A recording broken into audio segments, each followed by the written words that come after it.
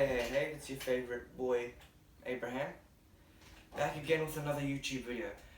Last time I was here in front of all my books, it was January 2021, can you believe that? I went through all of my book collection, and I only read a couple of books that year. I was pretty disappointed with myself. I mean, you have lockdown, you have all this time, and you don't spend it reading. Crazy. And sorry about my hair too. We're just having issues with that.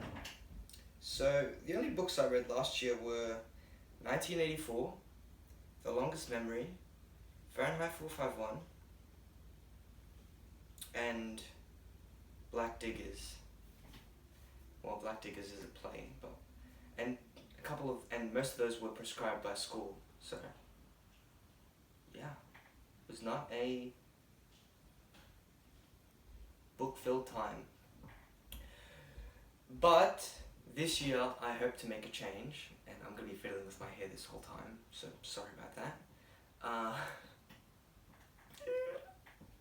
Forget it.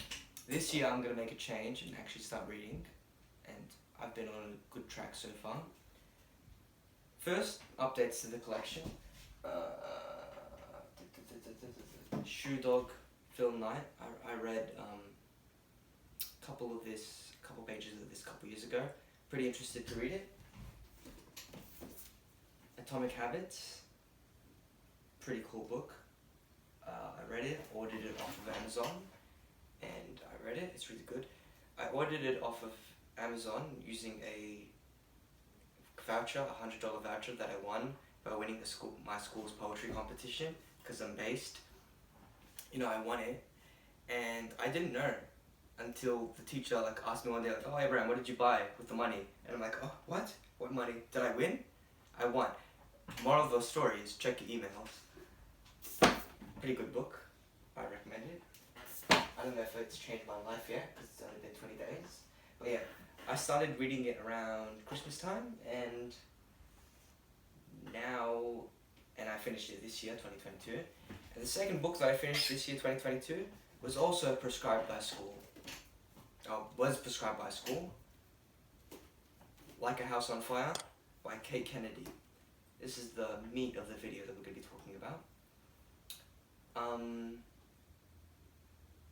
It's a bunch of short stories, pretty much an anthology really. How many short stories? 1, 2, 3, 4, 5, 6, 7, 8, 9, 10, 11, 12, 13, 14, 15. 15 short stories over around 277 pages. Pretty good book, I would say. I mean, it's good in a subjective sense, because I've spoken to some people, or maybe just a handful of people really, and they don't like the book. They think it's boring and whatever. And it kind of is. It drags at some point. Not all of these stories are up to snuff.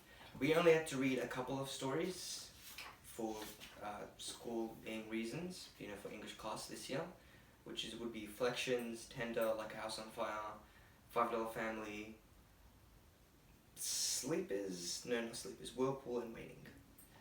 Who knows? Maybe we might have to read more.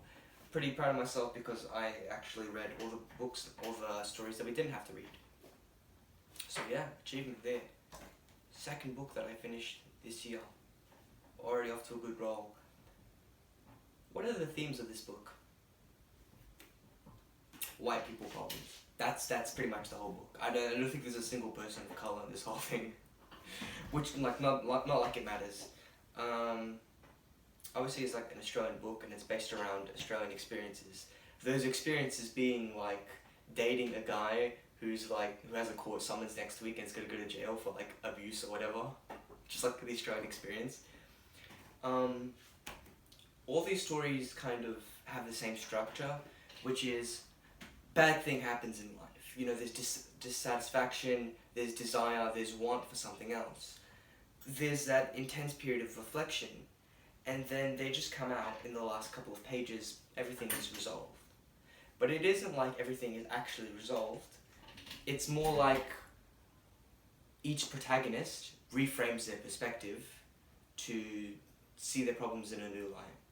So, for an example, one of the stories, Tender, is about this woman who has to get checked for cancer pretty soon because she has like a lump or whatever, and she has like an appointment or whatever, and she's stressing out about it and stuff, and she tries to protect her like little kids from the facts, and that night she spends some time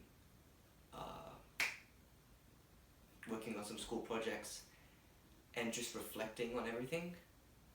And by the end of the book, it's like 5 a.m. By the end of the story, it's 5 a.m. and her appointment hasn't come yet. But she's already in a better state of mind. She's just like, it's cool, it's calm, it's whatever. Because like seeing my kids' faces, it's worth it. I'm gonna fight or whatever. Whatever the conclusion was. Because they kind of all have the same, just like, damn, I'm accepting of my impending fate. A lot of these stories did touch me. I'm not going to use that phrasing anymore. A lot of these stories impacted me by touching me. Flexion, first story, is about a guy it's about a girl, a woman, and her husband who just suffered a tractor accident and is now paralyzed at some point. And thinking about spinal cord injuries, it is a very morbid thing to do, because spinal cord injuries are kind of an end-all be-all for movement and mobility. Because pretty much, I'm not really an expert here, but this is what I've read online, because I'm kind of interested about spinal cord injuries. Once you hit a point of the spine, everything below that you probably just will lose control of. And she's taking care of this person who's very difficult. He doesn't like to be taken care of. He's like just a tough old farmer and whatever. But at the end, he breaks down in tears, and she stops hating him and stops resenting him for being alive. And she's just like, I know how it feels like to be helpless. I know what it feels like to need to be taken care of. I know what this humiliation is like, and it must be humiliating. But yeah, pretty impactful story. The last one, 72 Derwence, is about this person called Tyler, who is referred to as a she, and I don't know if Tyler is a she name or not.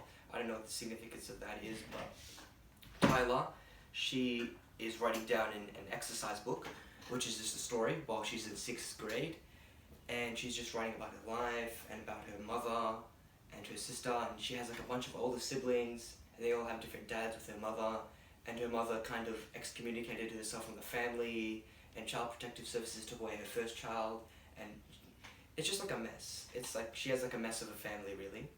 And as soon as I opened the book, that story, I was like, okay, I know it. This is written from the story of a 6th grade up. They're gonna get like touched. And there was hints to that, alluding to that throughout the book, where the big sister Ellie is like, well, if Shane, Mum's boyfriend, ever does anything weird or something, like gets you to sit in his lap or anything, call me and whatever. And yeah, Shane gets Tyler to pee in a cup so he can pass like some parole officer test or whatever. Don't be a deadbeat. I'm joking, no position to judge anyone for their life choices. But yeah, these stories all feel frighteningly real. They are little snapshots of life, and they might resonate with you depending on what your experiences have been. So, if you've ever had to take care of a family member who's sick, if you've ever had to deal with overbearing parents, or the loss of a loved one, or just a sense that you're not doing good enough in life, or a lot of things. This book tackles a lot of topics, like the opposite of postpartum depression, which is, I love my child so much, I don't want to leave them, I don't want to separate myself and go back to work. Or like multiculturalism, and how if you're working in like with a local council, everything, there's always these big expectations on you from like the government and whatever. I didn't really enjoy that story. It's called The White Spirit. I didn't vibe with it. Cross Country, which is dealing with a breakup. Oh, and I forgot to say, these stories aren't all formatted in the same way.